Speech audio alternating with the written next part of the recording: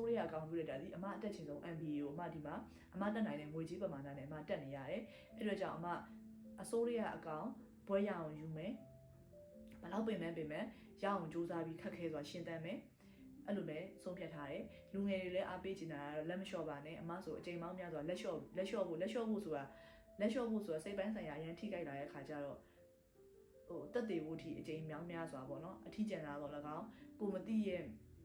ကြုံဘူးမတွေ့ဘူးတဲ့နေရာမှာအခုမှဘဝကလေမွေးကင်းစားကလေးတယောက်လိုမျိုးဘဝကပြန်ပြီးအသစ်စားရတာဒီအသက်အရွယ်ရောက်မှဆိုတော့အကုန်လုံးမွေးကစားမှာကြီးပြင်းခဲ့တဲ့ပတ်ဝန်းကျင်အရာအလုံးထိတွေ့ရတဲ့ပတ်ဝန်းကျင်အစားအသောက်အနေထိုင်မိသားစုအားလုံးကအသစ်ဖြစ်ပြီးကိုကတခြားနိုင်ငံအခြားကမ္ဘာရောက်လာတဲ့လူတယောက်လိုဖြစ်နေရသူတို့ချားထဲမှာသူတို့တွေကလည်းအဲ့ဒါကိုကြည့်ပြီးထူးဆန်းနေကြတာတိတာထူးဆန်းနေကြတာအခု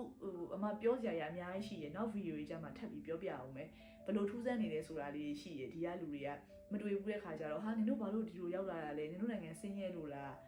ကျောင်းတက်နေတဲ့ကျောင်းသားဘာလို့ဒီလိုစက်ရုံတွေမှာအလုပ်ကျန်းလာလုပ်နေရလဲအဲ့ဒါလေးအများကြီးပြောပြဖို့ရှိရနောက်ဗီဒီယိုတွေမှာအဲ့တော့အမဒီဗီဒီယိုလေးကိုဒီမှာပဲဆုံးသက်လိုက်မယ်အမအခုအဲ့ရထားတာချင်းမျက်နှာတင်ပြရတဲ့ဗီဒီယိုအရန်ရိုက်ချင်လို့အမရိုက်လိုက်တာနောက်ဗီဒီယိုလေးကြာအမထပ်ပြီးပြောပြပါအောင်မယ်အခုတော့ကျောင်းသွားအလုပ်သွားဖို့ကျောင်းသွားဖို့အတွက်ပြင်ဆင်လိုက်ပါအောင်မယ်ဘိုင်ဘိုင်